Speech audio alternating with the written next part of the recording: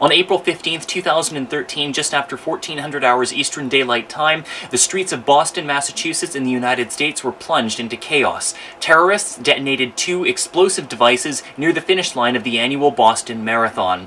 In the aftermath of the explosion, 3 people were dead and more than 100 injured, several critically. The media response to the terrorist attack on Boston was swift and sweeping. Every single newscast I watched on April 15th had the Boston Marathon bombing as the lead story. In this special broadcast, I will be showing you a snapshot of the global media's reaction to the 2013 Boston Marathon attack.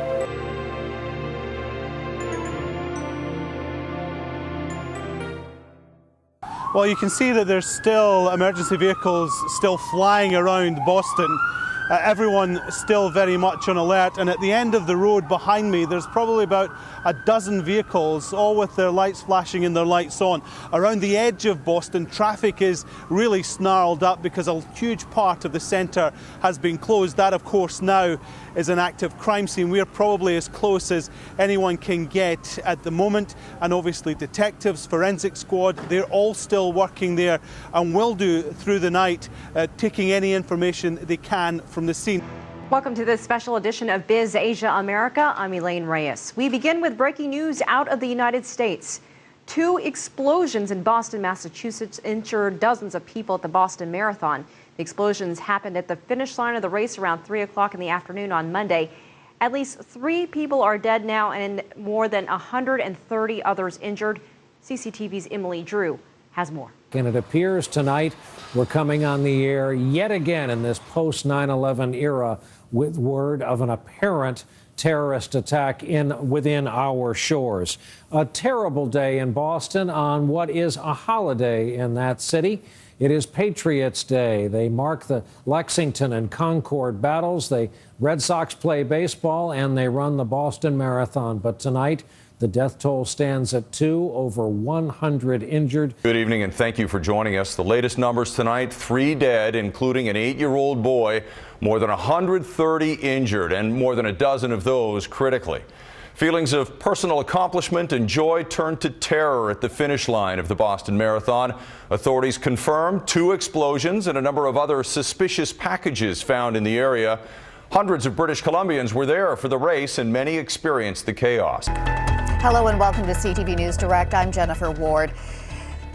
In the news at this hour, we'll get right to our top story, the rising death toll in Boston. The double blasts at Monday's marathon have claimed another life. A 3rd person has died. More than 100 were injured. The deadly moment was recorded as runners were crossing the finish line. As the world sees the aftermath in Boston, the devastation of the explosions has already hit here at home. More than 500 people from our state were registered for that race. Some of them spoke with Comefor's John Humbert today. John, how are they reacting? Well, the initial shock is actually turning into staunch defiance against whoever did this. Runners won't back down. Well, it's a pretty strange place to be, Joe, as you can imagine. And yes, this is just behind me where it took place. Obviously, we can't get in there. It is a crime scene, and a huge number of investigators are now obviously there, being led by the FBI and trying to work out exactly what happened. So the city in this area has been blocked off. A very, very large area has been blocked off. And as you can imagine, every package, every bag that is being spotted is being treated as suspicious. So it's been a long, long process of gradually clearing those sorts of areas, and you would expect that that's going to go on well into the night and into the early hours of the morning before any of those areas are opened up to the public again. Hello and welcome live from Tehran. You're tuned to Press TV's World News. Thanks so much for being with us. Well, the first story this hour takes us back to the United States, where twin explosions have taken place in the city of Boston in Massachusetts, which has left at least 3 people dead and more than 140 others injured. Over a dozen of the injured are said to be in critical condition. The hunt is on tonight for a killer. President Obama has vowed to find and bring to justice whoever was behind the deadly terrorist attack today at the Boston Marathon. 2 bombs went off as dozens of runners were crossing the finish line. One explosion near the reviewing stand injured bystanders and knocked some runners off their feet. And seconds later, there was another blast just down the block. 2 simultaneous explosions have ripped through the crowd at the finish line of the Boston Marathon. 2 people have been killed and dozens wounded. The White House calls the explosions acts of terror, and President Barack Obama has vowed to find out those behind and hold them accountable. 3 people have died in the bombings here in Boston today. One of them, an 8-year-old boy. At least 144 people, that's the new number, were injured. At least 17 of them in critical condition. 25 are in serious condition right now. At least 8 patients are children.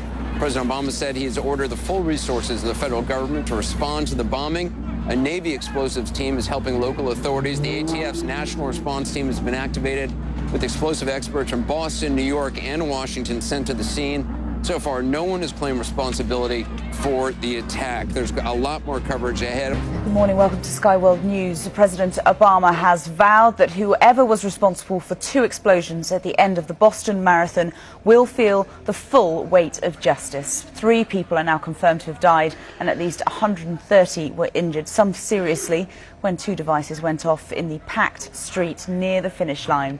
Well, one of those killed is reported to be just 8 years old.